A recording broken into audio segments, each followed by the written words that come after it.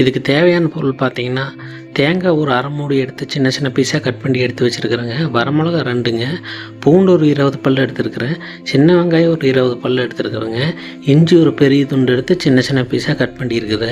இப்போ வாங்க எப்படி செய்யறதுன்னு பார்ப்போம். கறி பார்த்தீங்கன்னா ஒரு 1/2 கிலோ எடுத்து நல்லா கழுவி சுத்தம் பண்ணி எடுத்து வச்சுருக்குதுங்க. அடுப்பில் ஒரு பாத்திரம் வச்சுக்கலாங்க. அதில் சமையல் எண்ணெய் ஊற்றிக்குவோம். எண்ணெய் நல்லா காயிட்டுங்க. எண்ணெய் நல்லா காஞ்சதுக்கப்புறம் நம்ம எடுத்து வச்ச அந்த சின்ன வெங்காயத்தை இதில் ஆட் பண்ணிக்கலாங்க. அது கூட அந்த பூண்டையும் ஆட் பண்ணிக்குவோம். இஞ்சியுமே ஆட் பண்ணிக்கலாங்க. இதெல்லாம் நல்லா பச்சை வாசம் போகிற அளவுக்கு நல்லா வதக்கி விட்டுக்கலாங்க.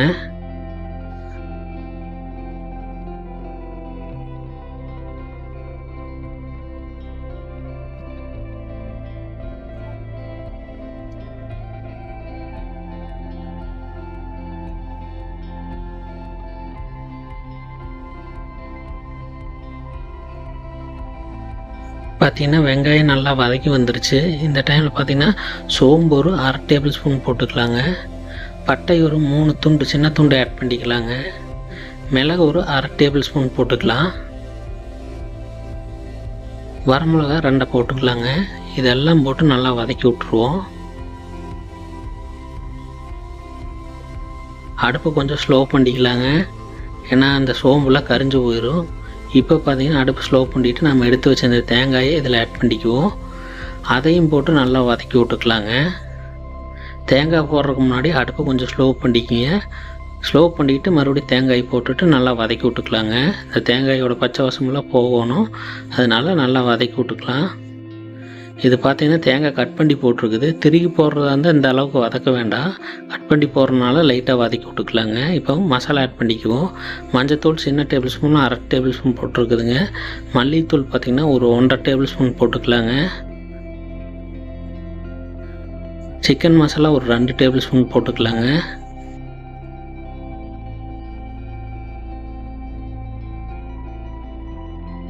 மசாலாலாம் போட்டு இதையும் நல்லா வதக்கி விட்றலாங்க. இந்த மசாலா போடுறதுக்கு முன்னாடி அடுப்பு ஸ்லோ பண்ணிக்கங்க, இல்லைன்னா கரிஞ்சு போயிடும். ஏன்னா தேங்காய் போடுறதுக்கு முன்னாடி ஸ்லோ பண்ணிட்டோம். அதே ஹீட்டில் இந்த மசாலாவும் போட்டுட்டு நல்லா வதக்கி விட்டுக்கலாங்க. இந்த மசாலாலாம் எல்லா பக்கம் பிடிக்கிற மாதிரி வதக்கி விட்டுடலாம். இப்போ அடுப்பு ஆஃப் பண்ணிடலாங்க. இது சூடானதுக்கப்புறம் ஒரு மிக்ஸி ஜாரில் மாற்றிக்கலாம். ஒரு மிக்ஸி ஜார் எடுத்துக்கலாங்க. இதை அதில் போட்டுக்குவோம்.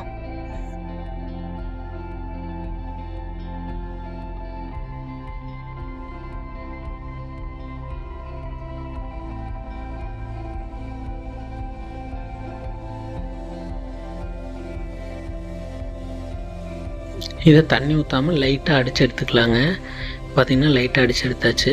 இப்போ கொஞ்சம் தண்ணி ஊற்றி நல்லா பேஸ்ட்டாக அடித்து எடுத்துக்கலாங்க.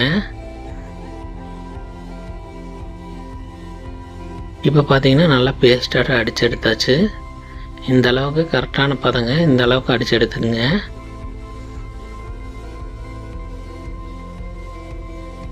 இப்போது அடுப்பில் ஒரு பாத்திரம் வச்சுக்கலாங்க. அதில் சமையல் எண்ணெய் ஊற்றிக்குவோம். எண்ணெய் நல்லா காயிட்டுங்க. சின்ன வெங்காயம் பார்த்திங்கன்னா ஒரு 5 பல் எடுத்து சின்ன சின்ன பீஸாக கட் பண்ணி எடுத்து வச்சுருக்கிறேன். கருவேப்பிலை கொஞ்சம் எடுத்து வச்சுருக்குறேங்க.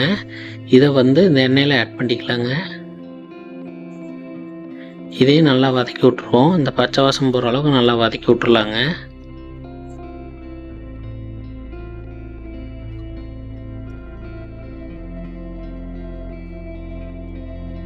இது கூட ஒரு 1/2 டேபிள் ஸ்பூன் தூள் ஆட் பண்ணிக்குவோம். தூள் ஆட் பண்ணிவிட்டு மறுபடியும் வதக்கி விட்டுக்கலாங்க. ஏன்னா உப்பு ஆட் பண்ணால் வெங்காயம் சீக்கிரம் வதங்கி வந்துடும், அதனால் உப்பு ஆட் பண்ணிவிட்டு வதக்கி விட்டுக்குங்க.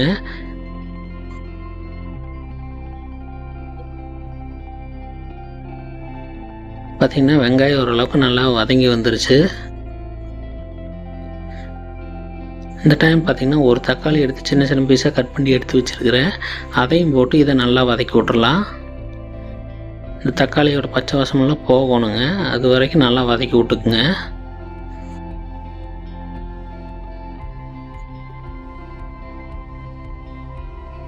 தக்காளி பார்த்திங்கன்னா ஓரளவுக்கு வதங்கி வந்துருச்சு. இந்த டைமில் பார்த்திங்கன்னா ஒரு 1/2 tablespoon chicken masala add பண்ணிக்கலாங்க. சிக்கன் மசாலா ஆட் பண்ணிவிட்டு இதையும் நல்லா வதக்கி விட்டுறலாம்.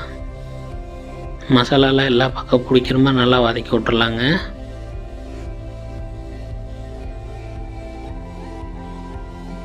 தக்காளியும் நல்லா வதங்கி வந்துச்சு. இந்த டைம் நம்ம அரைச்சி எடுத்திருந்த மசாலாவை இதில் ஆட் பண்ணிக்கலாம்.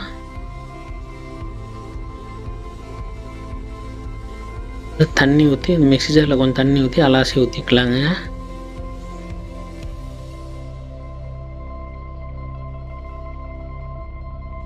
தண்ணி ஊற்றியாச்சு. இது நல்லா கலரி விட்டுறலாம். இப்போ அடுப்பு கொஞ்சம் ஃபாஸ்ட்டாக வச்சுக்கலாங்க.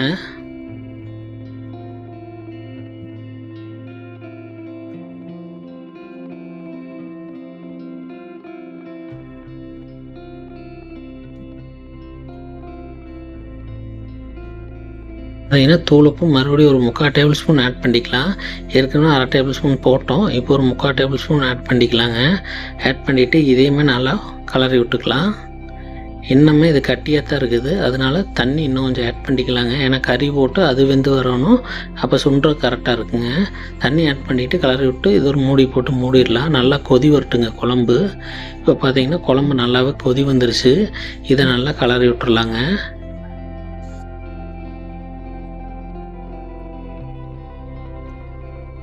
கலரி விட்டு அடுப்பு கொஞ்சம் ஸ்லோ பண்ணிவிட்டு நம்ம இதில் கறி ஆட் பண்ணிக்குவோம்.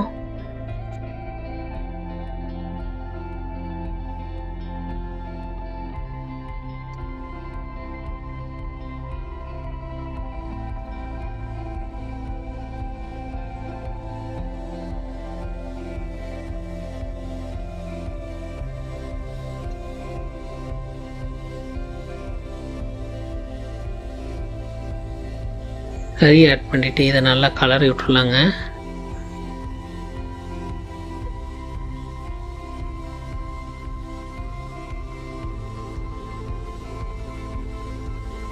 இது ஒரு மூடி போட்டு மூடிடலாங்க. ஒரு 10 நிமிஷம் அப்படியே விட்டுறலாம். ஒரு 10 நிமிஷத்துக்கு அப்புறம் மறுபடியும் எடுத்து இந்த மாதிரி கலரி விட்ருங்க. ஏன்னா நம்ம கிரேவியாட்ட வைக்கிறதுனால தண்ணி கம்மியாக தான் ஊற்றி இருக்குது, அதனால் அடி பிடிக்குங்க. அதனால் அடிக்கடி எடுத்து இந்த மாதிரி கலரி விட்டு மூடி போட்டு மூடிடுங்க. தண்ணி பார்த்திங்கன்னா இன்னுமே சுண்டணும், கறி நல்லா வேகணும். அதனால் நல்லா கலரி விட்டு ஒரு மூடி போட்டு மறுபடியும் மூடிடலாங்க. இன்னும் நல்லா கொதி வரட்டுங்க, கறியும் வேகணும்.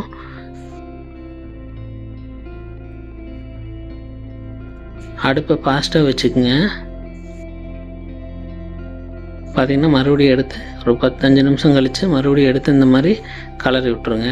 கலர்றப்ப மட்டும் அடுப்பு ஸ்லோ பண்ணிவிட்டு மறுபடியும் மூடி போட்டதுக்கப்புறம் அடுப்பு ஃபாஸ்ட்டாக வச்சுங்க. ஏன்னா தெரிக்கு குழம்பு, அதனால தான் அடுப்பு கொஞ்சம் ஸ்லோ பண்ணுறது.